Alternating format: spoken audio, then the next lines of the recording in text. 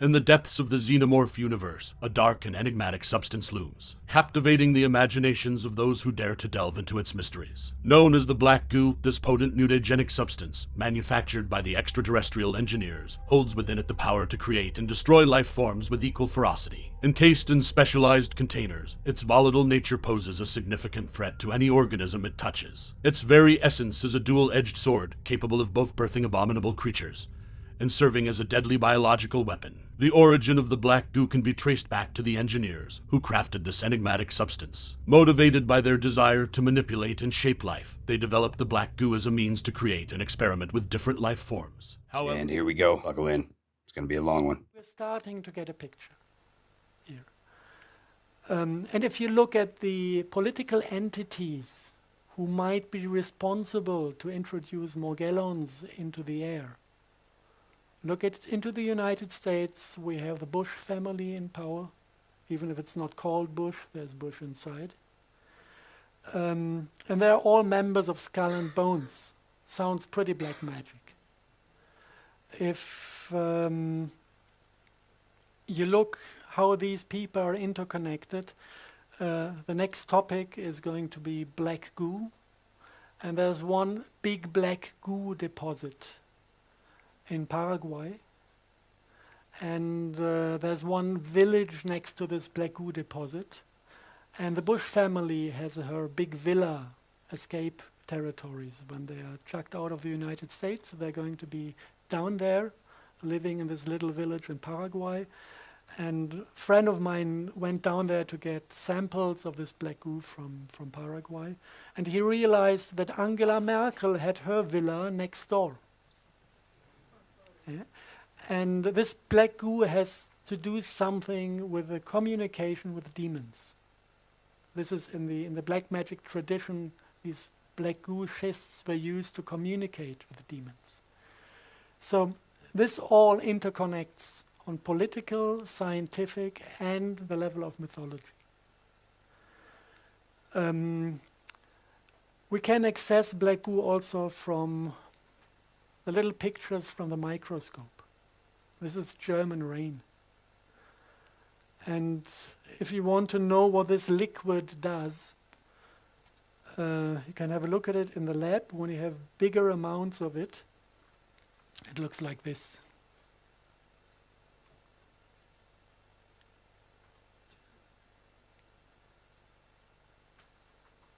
It's a liquid crystal. This liquid is self-organizing physically. And this, at the moment, is sleeping. It's not aware of being observed, it's quiet. Sometimes when it doesn't like to be observed, it might jump out of the pot straight into your face. If you have two of those in one room, get them 5 meters close to each other, they stare at each other, then they decide that they want to be united. And then they start to pull. It's like magnetism, but it's intelligent. And when they realize that you hold them within the vessel and they cannot escape, they get angry and start to shake the vessel and try to break through the wall. Because they know once they are through, they can flow over the ground and unite to a bigger unit. However, the true extent of their intentions and the reasons behind the creation of such a dangerous substance remain shrouded in mystery. It's always damn near impossible to figure out what our friends with the tiny hats are doing. You know, what exactly they're up to. But this Gaza blackout, tunnel flooding stuff, it's a real head scratcher.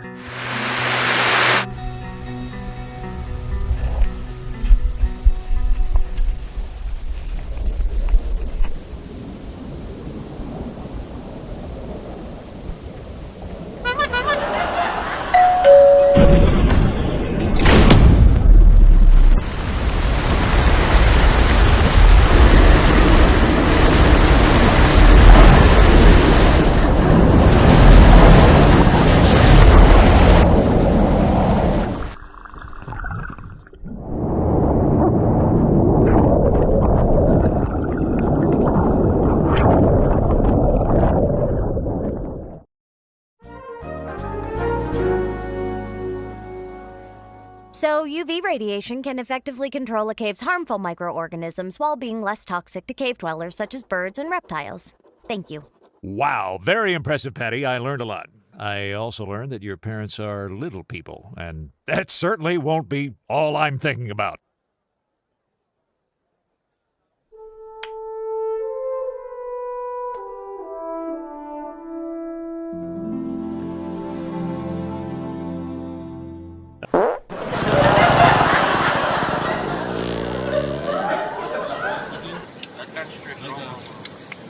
So one thing là there.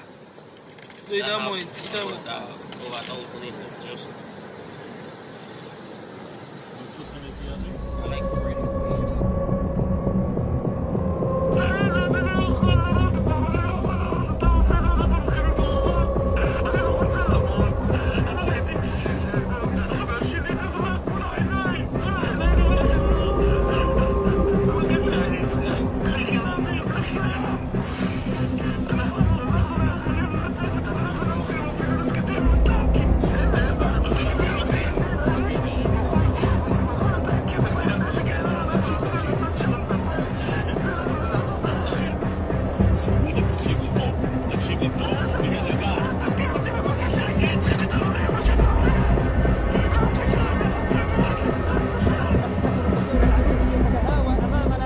Many ancient coffins have been covered with the black goo.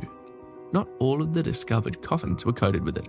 This depicts that it is being used for highly socially ranked deaths, many of which are found in the royal burial chambers and tombs of very wealthy people who could afford their price. The use of black goo was more prevalent in the Third Intermediate period.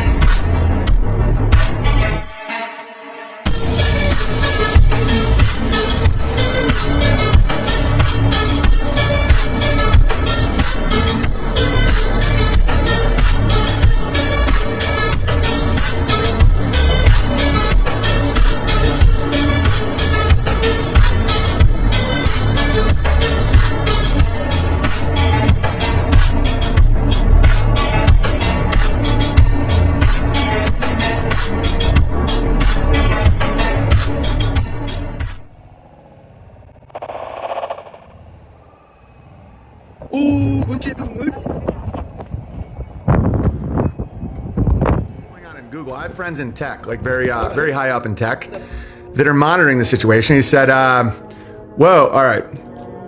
He says, I got this email, Ides of March are on there, prepping now. Dear advertiser, in February 2024, Google will update the inappropriate content policy to clarify the definition of sensitive events.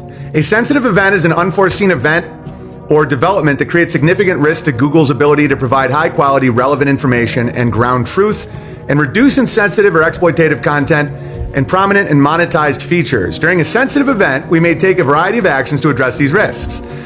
Examples of sensitive events include significant social, cultural, or political impacts, such as civil emergencies, natural disasters, public health emergencies, terrorism, and related activities, conflict, or mass acts of violence. Examples of what's prohibited: products or services that exploit, dismiss, or condone the sensitive event, including price gouging or artificially inflating prices that prohibits, restricts access to vital supplies, sales of products, blah, blah. Okay. So my buddy's like, it's on. They're prepping. They're ready to do it. And I said, what does that mean? He said, Google is changing their terms of service to get ready for a major event, controlling the way advertisers and publishers are allowed to talk about it in very specific ways. Hints as to what the event is are in the text. They mention inflation, price gouging, mass violence, victim blaming, and a bunch of stuff. Just read the text of it. So they will be able to turn off and shut down anyone using Google Ads, publishers, content creators, advertisers that don't toe the line in the next unforeseen event. They call it a sensitive event. This would include all advertising on Google Search, AdSense, YouTube. They say that they are about to make these changes to the TOS, but when you go to the website to see the new TOS, they aren't updated yet. They're getting prepped. I'm sure they have lawyers working on this, internal training going on, putting special moderators in place. Okay, so what I predict, which I'm never totally right on, but I usually rhyme, like I'm usually within the ballpark, is some form of banking collapse that will be controlled. Like, don't be afraid of any of this shit, guys, at all. So no access to money in a bank for maybe a week. They don't want to go too long because they don't want to actually lose the system. They want you guys to stay alive and functional. They just want you really afraid. And then the solution will be central bank digital currency sent directly to your phone and universal basic income. But you'll still, you know, and to bring that about, they may have to do an event because every major move needs a story behind it, whether it was 9/11 or COVID-19 or whatever it is.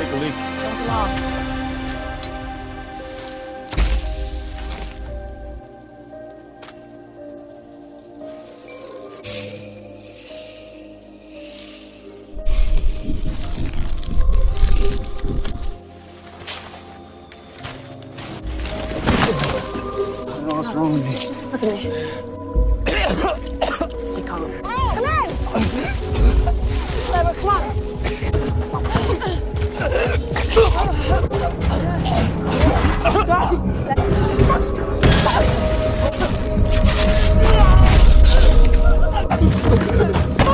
I need you back here right now. Get out. Fuck out.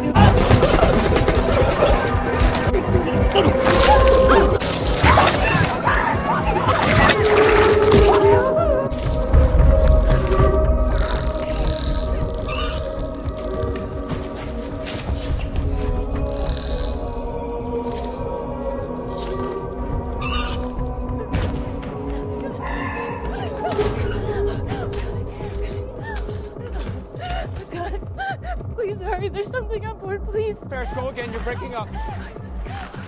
Lander 1, repeat. I can't. Lander 1, repeat. Lander 1, repeat. Stay the fuck away!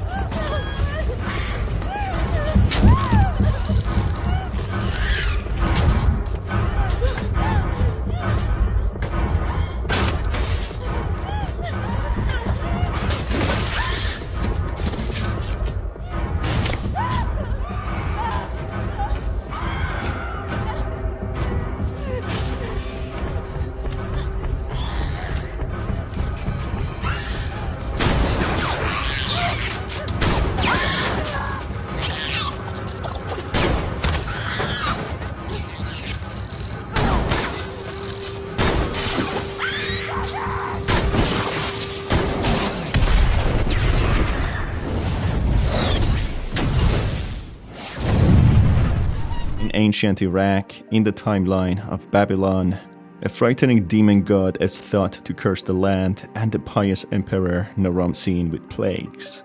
This plague reveals its true colors thousands of years later in 2003, when unaware American troops stumble upon this land accidentally.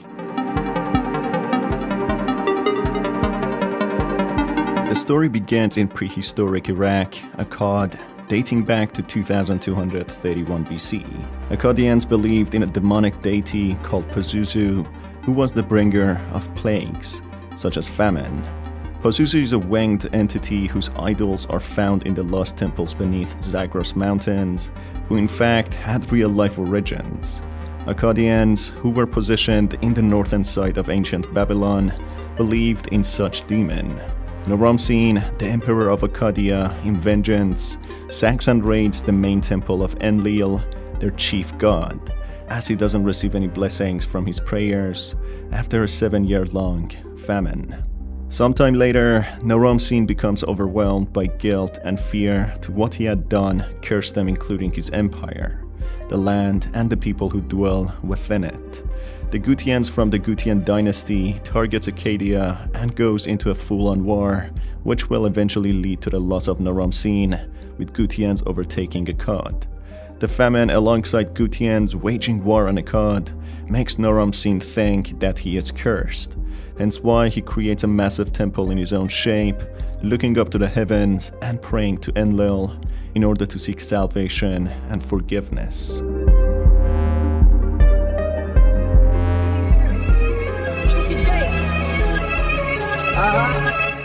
Let's raid. And here you are, you were gonna come to me. Here you are, but you better choose differently. I'm capable of anything, and everything. Make me your Aphrodite, make me your one and only. Don't make me your enemy, your enemy. So you wanna play with magic? Boy, you should know what you're falling for. Baby, do you dare to do this? Cause I'm coming at you like a dark horse. Are you ready for it? A perfect storm. Cause what's in mine? There's no going back.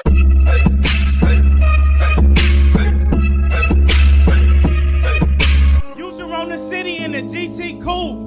Got repossessed, I was hurting. Hey, I quit my job, I was working. Invested in myself, I was certain. Knew that I would blow. Took a risk, 5K into a show. I lost 1,500 at the door. What else? Come on, soul. See, when you a boss, this how it go. Bitch, I lost everything but hope. Talk about growth.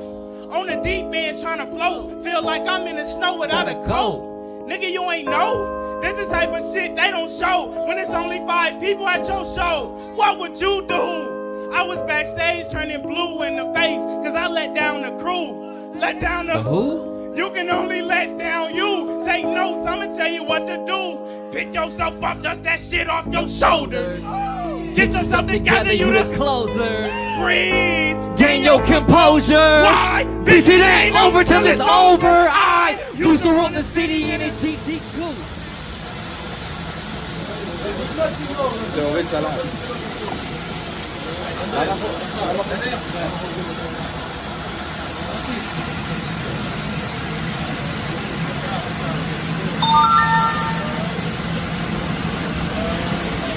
Andaş, dur.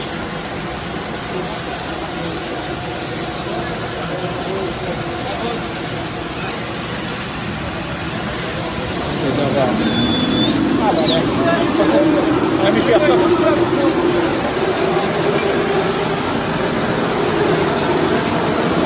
Yes, jump up.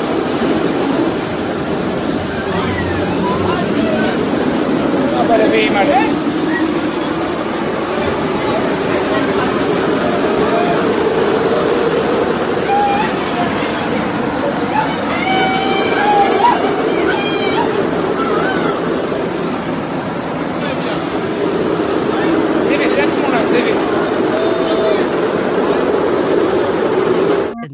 For 30 years, I am very consistent, and I'm saying something very simple. This conflict is not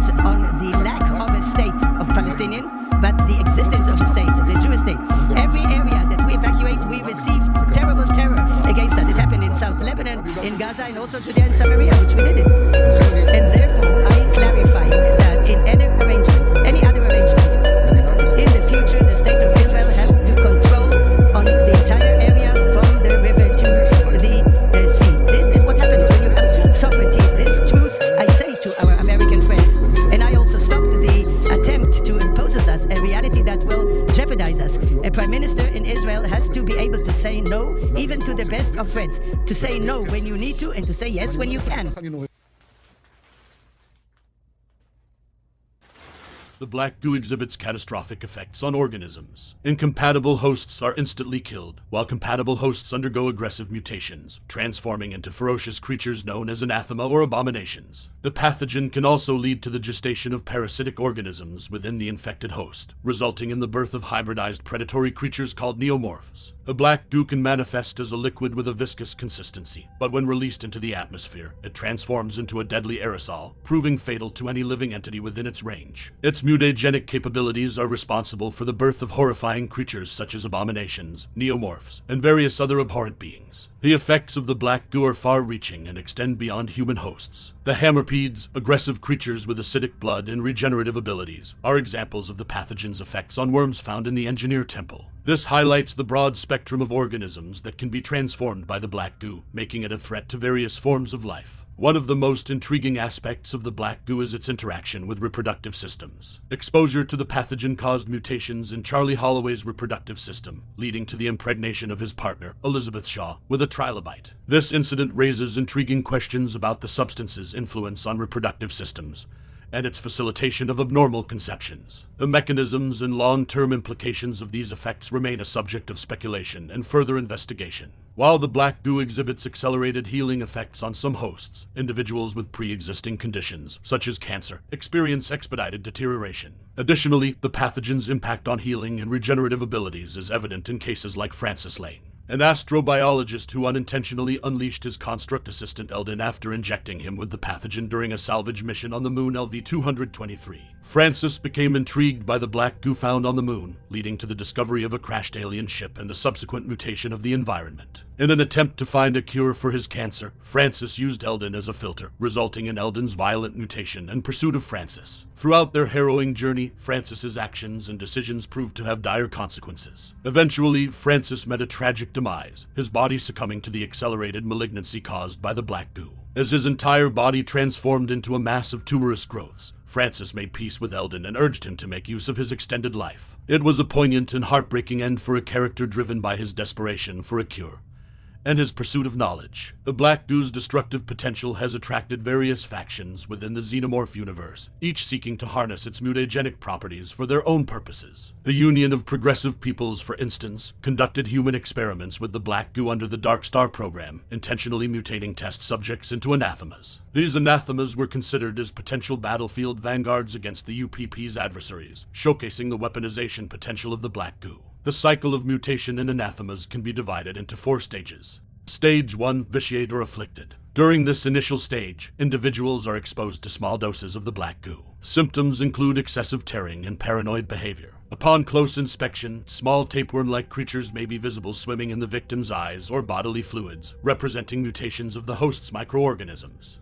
Stage 2, ague or febrile. In the ague stage, the vitiate becomes increasingly feverish and experiences intense pain. Their eyes darken and black varicose veins start spreading across their body. Skin tissue begins to decompose, leading to visible signs of deterioration. Stage 3, lusus or freak. At this stage, the victim undergoes a drastic mutation and transforms into a disfigured and bestial creature known as a lusus. Their body becomes greatly deformed, and they are reduced to an animalistic husk driven by sheer rage. Although some anathemas retain limited intelligence, they primarily rely on basic instinct and can use simple tools. Lusus anathemas are highly aggressive and attack anything they encounter. Stage 4, nocuous or terminal. The final stage of an anathema results in total disintegration. Depending on the level of exposure to the black goo, victims can be immediately rendered nocuous. The skin tissue blackens completely and flakes away, while the bones grow brittle and can snap off. Eventually, the victim's cell membranes burst, leading to the disintegration of their DNA into the atmosphere. This disperses large amounts of airborne pathogens, infecting any life forms in the vicinity. Notable cases of anathema infection include Sacrifice Engineer. This is the engineer we can see at the beginning of the movie in Prometheus. He consumed a large quantity of the pathogen and immediately transformed into a stage 4 anathema, resulting in its death. Charlie Holloway. As an archaeologist on the USCSS Prometheus expedition, Holloway had his drink spiked with the black goo by the android David. He exhibited stage 2 symptoms before being incinerated by Meredith Vickers to prevent a breach in quarantine. Sean Fayfield, another member of the Prometheus expedition, Fayfield was exposed to the black goo and mutated into a stage 3 anathema. He subsequently attacked other crew members before being killed. Eldon, a synthetic construct on the Drion crew, Eldon was injected with the pathogen by Francis Lane on LV-223. He mutated into a large white humanoid with deteriorated sanity, seeking vengeance against Francis. Mutated Yotcha. A blooded Yotcha hunter was bitten by Eldon, leading to exposure to the black goo. Within minutes, the hunter underwent a painful mutation and transformed into a bestial and cannibalistic behemoth. These notable cases illustrate the devastating effects of the black goo and the varying stages of mutation that result in the emergence of anathemas. The dark and unpredictable nature of the pathogen makes it a formidable and dangerous entity in the xenomorph universe. The environmental impact of the black goo is a significant concern due to its ability to alter different biomes and ecosystems. When released, it causes rapid and irreversible changes to flora and fauna, destabilizing ecosystems and leading to the extinction of native species. This highlights the far-reaching consequences of tampering with the black goo, and the risks associated with its uncontrolled release. The use and manipulation of the black goo raise moral and ethical dilemmas. Its destructive potential and unpredictable outcomes challenge the boundaries of scientific exploration and experimentation. The quest for knowledge and power clashes with the responsibility to safeguard life and preserve the natural order. The black goo serves as a stark reminder that tampering with forces beyond our comprehension can have dire consequences. One of the most intriguing controversies surrounding the black goo is its connection to the xenomorph species. The substance, particularly the variant found in Xenomorph Queen's royal jelly, is implicated in the creation and development of xenomorphs. This raises questions about the origin and purpose of the xenomorphs, and their relationship with the engineers and the black goo. The interplay between these elements adds layers of complexity to the xenomorph universe, and deepens the intrigue surrounding the black goo. In the xenomorph universe, the black goo emerges as a haunting enigma, shaping destinies and altering the course of life. Its destructive potential, mutagenic properties, and role in the creation of anathemas and xenomorphs make it a formidable force that demands caution, respect, and further exploration. The black goo serves as a cautionary tale, reminding us of the delicate balance between creation and destruction, and the inherent dangers of tampering with the fundamental forces of life. As long as the mysteries of the black goo remain unresolved, its true potential and purpose will continue to captivate the imagination and fuel the ongoing fascination with the xenomorph universe. A few years back, Egyptologists revealed they found a mysterious black goo, with them saying that it was used to cover mummies. Several artifacts and mummies were covered in this mysterious black goo, and after tests were conducted, the team said they were able to trace it to the 19th and 22nd dynasty. It's reported that one of the mummies that was found to be covered in this substance was a priest to the sun god Amun, and said that he passed away almost 3,000 years ago. After this, he was placed into a large wooden coffin and had the black goo poured over him. Archaeologists had noticed that this substance was used on various mummies and also artifacts that were found inside these ancient burial sites, and so they decided to conduct a variety of tests to find out more about it. The British Museum was able to find out more about this substance and what its exact purpose was. It's reported that researchers in the area were able to collect over 100 samples of this black goo, saying that some of these samples were vaporized in a process called gas chromatography. After this, they were placed through a tube which helped separate the molecules. Dr. Kate Fulcher, research assistant in the museum's Department of Scientific Research, said the following about the experiment. We discovered that the goo is made of a combination of plant oil, animal fat, tree resin, beeswax, and bitumen, which is solid crude oil. The exact ingredients vary from one coffin to the next, but the goo was always made from some of these. End quote. Interestingly, she also said that there were other ingredients inside the black goo that they were unable to detect, saying that they likely degraded to the point that they could no longer be picked up on. Archaeologists said that this goo had been found in wooden figurines, large boxes to help bond them, and also coffins. Even King Tutankhamun's tomb contained figurines that were covered in the black goo, but researchers said that as of right now these had not been analysed. One of the reasons this substance was created the way it was is because the ancient Egyptians thought that the colour black symbolises rebirth. Dr. Kate Fulcher continued with the following. Osiris was called the Black One in various texts, and is often depicted with black skin and in the guise of a mummified body. Black is also the colour associated with the silt deposited on the banks of the River Nile after the annual flood receded.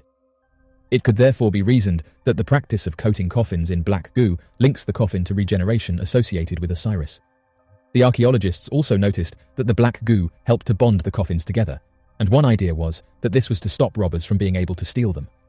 The researchers found that this substance wasn't plentiful, and that only the elite of ancient Egypt would have had access to it. Large amounts of it was found inside various tombs throughout Egypt, with scientists saying some of it went missing, and some was cleaned off when the artifacts were first found. The black goo has been found in coffins from the 3rd Intermediate period, but Dr. Fulcher said that further excavations could reveal that this goo was used during different periods. A recent discovery made in Sudan also showed that this black goo was present, and this was because it was under Egyptian control. Not only does this show us that there were elite members living in this region, but it's also direct evidence that the ancient Egyptians had established a trade route with them. Archaeologists have known for some time now that the ancient Egyptians were advanced in many areas, and one discovery that proved this was that of the Great Sphinx of Giza. When the ancient Greek civilization first journeyed to Egypt and laid witness to its incredible methods of construction, megalithic structures, advanced cities and technologies, and incredible strides in mathematics and philosophy. Not only were they completely intrigued by this, but they quickly worked to try to classify what they saw and provide it with the names we know today. When the ancient Greeks came across the large stone structure that depicted a lion with the face of a man, reminding the Greeks of the stories of the Sphinx recorded in the struggle of Oedipus, they quickly named the structure the Sphinx as an ode to their own culture seen in the Egyptian culture.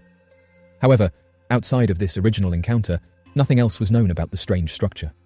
In fact, new evidence and research today has found that it could very well be possible that the Sphinx structure itself is far older than supposed Egyptian writings and documents proclaim it to be. One of the main reasons for why the Sphinx has been dated, its current age of being only 4,500 years old, is not due to carbon dating or other reliable efforts made to accurately measure its date, but rather because of ancient Egyptian hieroglyphics and documents that detail that the Sphinx was supposedly created during the reign of Egypt's 4th dynasty. Unfortunately, it was recently discovered that these documents could very well not be legitimate, and that the pharaoh of the 4th dynasty forged them for the sole purpose of taking credit of another past pharaoh's works, a common practice amongst pharaohs to rewrite history and take the honor of a past pharaoh's lifelong efforts. This was discovered not by taking a closer inspection at the Sphinx, but rather discoveries made in the tombs of long-deceased kings of Egypt. Originally a theory put forward by the groundbreaking author Robert Temple, there appeared to be overwhelming evidence that the Sphinx we know today was actually an attempt made by a pharaoh of the 4th dynasty to do nothing more than to claim the works of those before him. Evidence for this can be found when analyzing the head-to-body ratio. In fact, the head on the Sphinx is so small that many had often believed upon first sight that it could have been grinded down from a much more massive structure. The second piece of evidence is provided by the hieroglyphics located at the temple of Tep-Tu-Fu, that outline in great detail that the original god of ancient Giza was Anubis, and the accounts and images of Anubis in his jackal form are drawn all throughout the site in the same pose as of the body of the Sphinx, with no mention of a lion of any kind at the ancient city. Interestingly enough, this exact same pose was discovered in one of the only tombs of an Egyptian pharaoh ever discovered that had been completely undisturbed since his burial, the tomb of Pharaoh Tutankhamun. Within King Tut's tomb is a shrine to Anubis that demonstrates an exact scale of the Sphinx statue, but with the head of a jackal to represent Anubis, showing in overwhelming evidence that the original statue at the ancient city of Giza was supposed to be that of a jackal-headed Anubis, and not that of a lion body with a human head. So where do we get the idea of a human head and a lion body? The truth is, the only reason why the statue is referred to as a sphinx is because of old Greek mythologies, such as those of Oedipus, that talk about a lion with the head of a man called a sphinx, but no such symbol exists in that of ancient Egypt. This means that the hieroglyphic texts that describe the Sphinx with a human head to represent the pharaoh of the 4th dynasty was nothing more than a forgery by the then pharaoh to take credit for a great statue of which he had not created or designed. In fact, a former pharaoh gives a great account about providing his royal dog a grand burial at the site of ancient Giza. In this text, his argument for why he had such a royal burial for what has been speculated to be his guard dog was due to his want and need to have the dog buried before the great god Anubis. Not only definitively proving that the Sphinx was originally that of the god Anubis in the jackal form, but also that the structure itself was created during the pre-dynastic times, long before any pharaoh could claim ownership of its creation.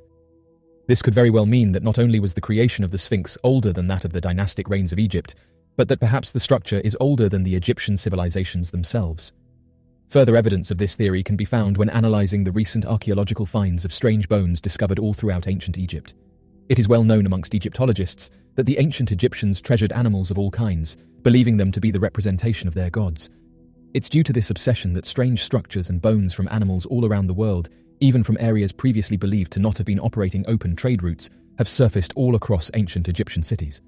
Described as Egyptian zoos, strange hieroglyphics and designs have come forward showing evidence that not only were the early Egyptians capable of owning strange beasts from around the world, but that they possibly possessed an extinct species of woolly mammoth. Dubbed as the world's first zoo, a 6,000-year-old ancient Egyptian cemetery was uncovered filled with the remains of wild animals from all around the world that should have been unable to collect from the reaches of early man for thousands of years to come. Skeletons of ostriches, crocodiles, leopards, and other exotic animals were found alongside pools of water, large fenced-in cages, and a potential animal hospital filled with removed molars, teeth, claws, and evidence of animal surgeries. Though the importance of animals regarding the Egyptian religion was widely known, the evidence of the global reach of the species available to them, including species long believed to be extinct, has been a mystery that even the most elite of archaeologists and Egyptologists have failed to explain. This is odd, mostly due to the fact that it is widely believed by historians and archaeologists all around the world that the oldest civilization to exist was merely 10,000 years old. However, evidence in the fossil record shows that the modern-day intelligent human has been around for more than 50,000 years. So why is it then that the oldest cities don't start appearing until the past 10,000 years? It might have to do with the evidence of the extinct animals recorded in Egypt. The woolly mammoth was one of many distinct megafauna that went extinct at around the same time in the fossil record, merely 10,000 years ago. These extinct species included the mastodon, short-faced bear, the giant ground sloth, and many others. In fact, when Charles Darwin first visited the areas near the Galapagos Island, when he originally discovered the ground sloth bones, they were so fresh that he believed them to be a still living species of megafauna. So why was it then that around 10,000 years ago all of these species went extinct? Partly due to three strange reasons: large fires, a massive flood, and a sudden ice age.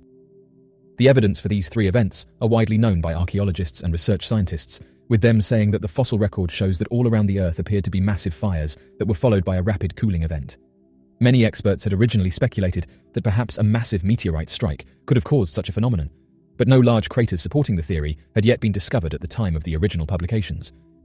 However, this year, a massive crater underneath an ice sheet in Greenland shows a tremendous impact point where a meteor could have hit, generating more than 700 megatons of force. Any human civilization at the time, regardless of how advanced, would have been completely wiped off the face of the Earth in such a massive meteor strike. All of this happening at not only around the same time as a massive extinction event, but also around the same time the oldest civilizations would have been constructed. Could this be evidence then that perhaps the pyramids and the Sphinx, as well as many other advancements made in megalithic structures and creations, could actually more accurately come from the efforts of human beings from before this catastrophic event, and the Egyptians were merely the surviving peoples to pick up where humanity left off? Given the incredible advancements we have made in the past 10,000 years, this could very well mean that the humans before the event could have been significantly more advanced than we are today, and the old stories of gods and kings could have been the technological advancements before humanity had to reset due to such a catastrophic tragedy. Definitely one of the most puzzling mysteries on the planet is that of the Great Pyramids of Giza. The sheer size, precision, and manpower required to build such a colossal structure is nearly impossible even in the modern era, which makes it all the more mysterious that an ancient culture, such as one of the first civilizations ever to arise, had the engineering capacity and means to create the massive pyramids of Giza. For a reference to the size of the pyramids, each block of the colossal structure weighs roughly 2.5 metric tons, with over 2.3 million blocks making up the entirety of the structure. Not only did this require 315 blocks to be moved in place each day for the next 20 years, but to accomplish such a building scale of delivering the large stones and moving them into place even today would be an almost impossible feat, unable to be matched. If a stone wall was made to be 2 feet high and 4 inches wide, using the blocks of the pyramid at Giza, the wall would wrap around the circumference of the entire world. Not only this, but the blocks were made with such perfect precision that each block appears to be an exact clone in size to the rest of the blocks of the pyramid. Meaning the cut of each stone was so perfect, it would be impossible to slide something as thin as a piece of paper between any two stones. The only way to accomplish such a precision cut in the modern era would be to rely on laser guiding and cutting. As new discoveries and mapping of the pyramids continued, even more mysterious findings were made. Archaeologists and Egyptologists found high trace amounts of chemical compounds throughout the shafts of the pyramids that have the ability to have generated a massive amount of hydrogen by utilizing commonly found base chemicals in the region, leading some researchers to believe that the pyramids themselves could have once been powerful hydrogen generators capable of supplying electricity and energy similar to modern-day power plants. Considering no other explanations for the trace chemicals have been put forward with any success, it appears to be the only standing theory relative to explaining any purpose the pyramids had, considering not a single body or artifact had been found inside the structures, including chambers never previously opened inside the colossal structures. Whatever theory you subscribe to, the nature of the pyramids are not just a mystery of Egypt, but a mystery of the history of humanity. The black goo substance was seen during the introduction of the movie Prometheus. The Weyland-Yutani Corporation has some information on the chemical, but through various personnel that have been infected by this agent, we can see the effects through various forms of contamination. This liquid is also known as agent or chemical A0-3959X.91-15. Now, during the introduction to Prometheus, an engineer was sacrificed in order to spread its genetic makeup on a planet, which eventually led to other life forms being created. During this event, the black goo was ingested, and it immediately started to affect the host, breaking down its cells until the body shattered and fell apart. This happened very quickly, and when compared to other forms of infection, various types of effects can happen over the time of exposure. Now, the ingestion effects can happen immediately or up to an hour, which can result in rapid heart rates. Up to 8 hours later, the host might experience the effects of paranoia, delirium, and sexual arousal. From up to 18 hours later, the host might suffer from shortness of breath, loss of motor skills, and vertigo. 36 hours later, if the host is still alive, it can go through convulsions, extensive internal bleeding, and respiratory failure. The final moments of the host can happen from up to 50 hours of infection, where they suffer from complete DNA disintegration. Now, inhalation is another form of infection. Within the first hour, the host might experience confusion or shock. Then up to 9 hours later, they would go through rapid or slow breathing, along with slight dementia. 18 hours later, they would notice cellular mutations and even changes to their head. 36 hours later, the infection would cause DNA changes and advanced dementia. The final 50 hours of infection would then cause the host to become extremely aggressive and unable to control its actions. The black goo has also been used to wipe out an entire planet of life forms in around 6 lunar months, making it a weapon that can be dispersed and left behind to complete its mission. This chemical has come into contact with various life forms, each one being infected through different methods, but still suffering from cellular mutations, increased strength, and extreme aggression. Now, we've seen this infection used in various ways, but in the Prometheus introduction, the end result happened extremely quick, and it killed off its host instead of mutating it. Now, the engineers have knowledge in genetics, so it's possible they adjusted the black goo in a way because it had an intended purpose in this situation. So the black goo not only has destructive capabilities, but can also act as an accelerant, but it would take over the infected cells and replace them with something else. Having the ability to reanimate dead cells is a positive trait of the black goo, but at the cost of mutations. If science was able to separate the mutation aspect of the black goo and just use the accelerant to cure diseases, it could become a miracle drug. Now, when Holloway ingested the black goo, he passed down the trilobite embryo to Elizabeth Shaw. Even when Shaw was naturally unable to give birth, the genetic makeup of the trilobite still affected her reproductive ability to give birth. This resulted in a new life form that grew to an enormous size that eventually killed the engineer by impregnating it with the Deacon alien embryo. Now, the black goo has been noted to be unstable in ambient temperature, but is controlled within a steatite ampule. The ampules are made of glass and no more than 4 stored within one vase. This then acts as an enclosed environment for the agent to remain active, but not to cause contamination until the glass is broken. For now, there seems to be no way to reverse the mutating effects of the pathogen. Now, I actually expected to see more military weapons from a highly advanced alien species. Throughout Prometheus, I was thinking that this black goo might just be one of their many types of weapons, but it seems there was a lot of focus on this chemical, so perhaps it's their main method for eradicating life on a planet. So what do you think of the black goo? Was it a cool idea for the movie, or did you expect something else? The best way to keep a prisoner from escaping is to make sure he never knows he's in prison. You may think you are free, but your boss or school decides when you wake up and when you eat. Your bank decides where you go. The media decides what you watch and what you think. It's comfortable to think that you are free, but the truth is you are in prison. If you believe you can escape, you will. It's up to you.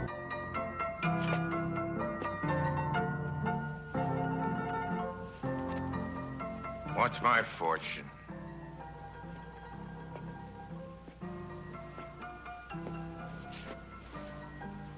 You've been reading the cards, haven't you? I've been doing the accounts. Come on, read my future for me. You haven't got any.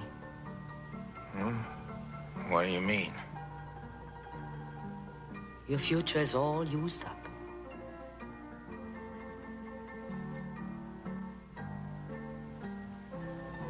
Why don't you go home?